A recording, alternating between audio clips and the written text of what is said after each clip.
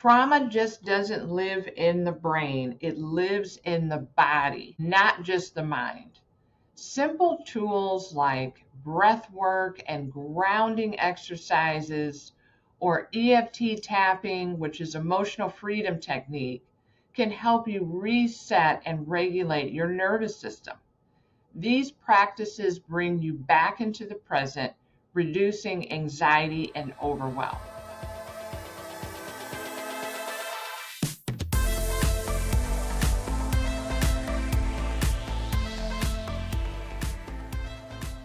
Have you ever felt like trauma is running your life, not only affecting your emotions, your health, even your relationships, work?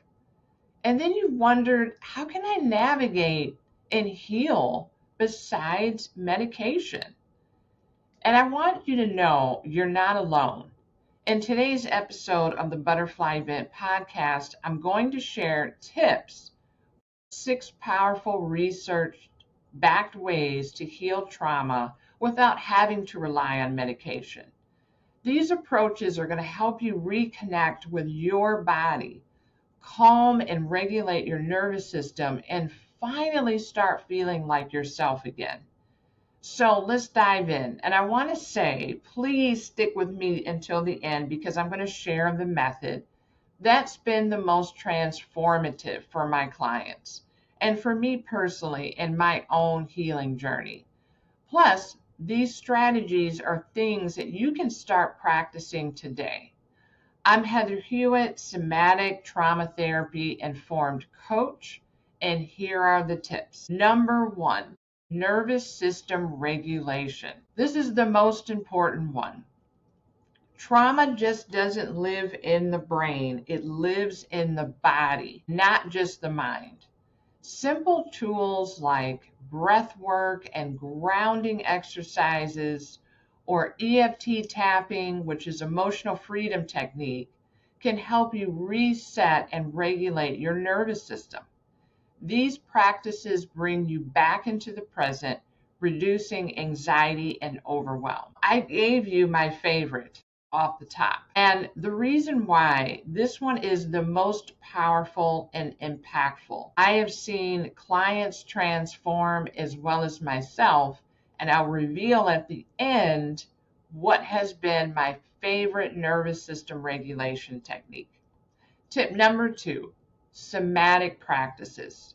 Somatic therapy focuses on physical sensations, not just talking about what happened. I recall many times driving home from therapy sessions and feeling like not only dysregulated, it felt like it was stirring up muddy waters for me, which made it harder.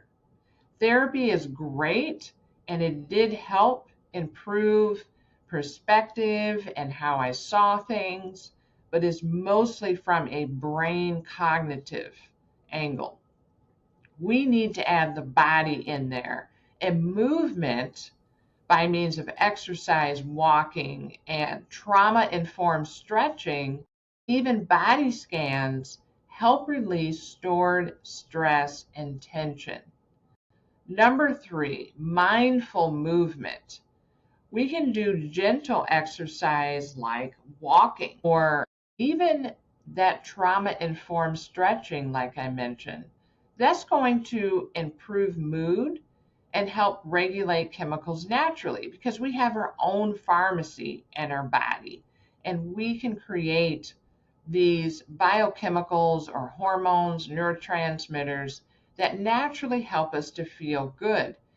Movement communicates to the body that it's safe. We need to feel safe in order to heal. Tip number 4, journaling and expressive writing. Writing about experiences helps organize thoughts and emotions. You can just free write, where you just write anything that comes out, and of course do it without judgment, or you can use journal prompts that you can get, and this can also help you write fluidly with emotional clarity, and it just helps you to reflect and reduce stress. Number 5, safe connection and community. Notice I said safe connection. So this would mean not connecting with narcissists. I thought I would add that in there, that humor. We want to make sure whomever we are connecting with is a safe person. Your body will tell you that, by the way. No one else needs to. Your body will know and will tell you. Please listen. Having this safe community is so important. Trauma isolates us, and it can make us feel disconnected. And we feel disconnected, then we don't feel we belong, which is one of our 6 core emotional human needs.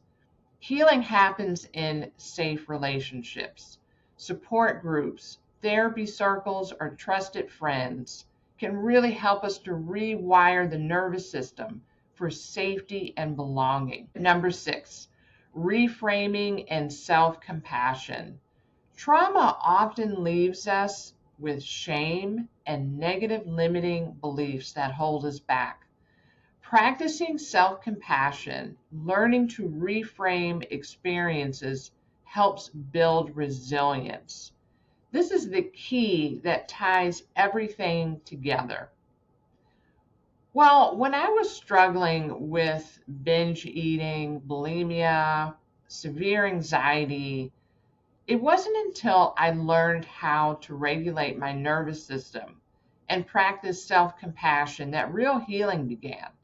I even had joined other communities, and it did calm down. The binging and bulimia has stopped, but I found that there was addiction transference, and I still was having some issues with anxiety. Adding that piece of nervous system regulation in there is when I stopped transferring from one addiction to the next, or one behavior that didn't serve me to the next. That really helped me get over that hurdle.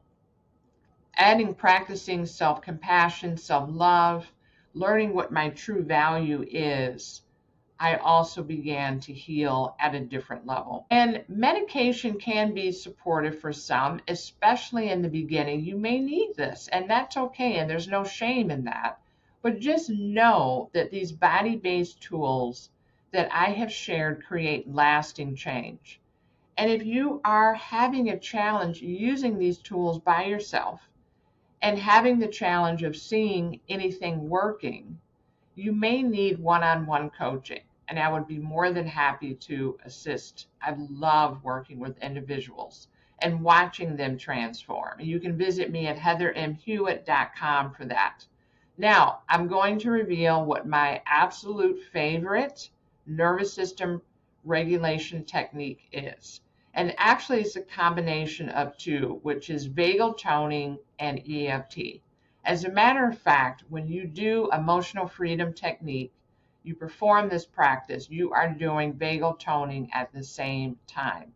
Not only are we retraining the brain and pathways in the brain, but also the nervous system. It is the most complete, comprehensive thing I've ever done.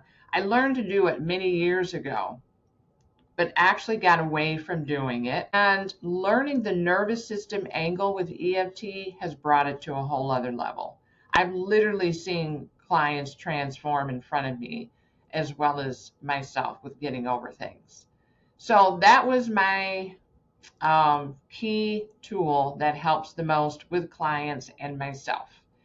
And if this episode gave you hope, imagine what will happen when you start putting these practices into action.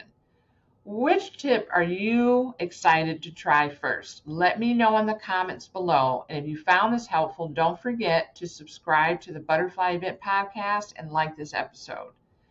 Also, again, if you need one-on-one help, please reach out to me. Send me an email on the contact page on my website. And for more conversations on trauma, resilience, and healing, until next time, remember, healing isn't just possible, it's already within you.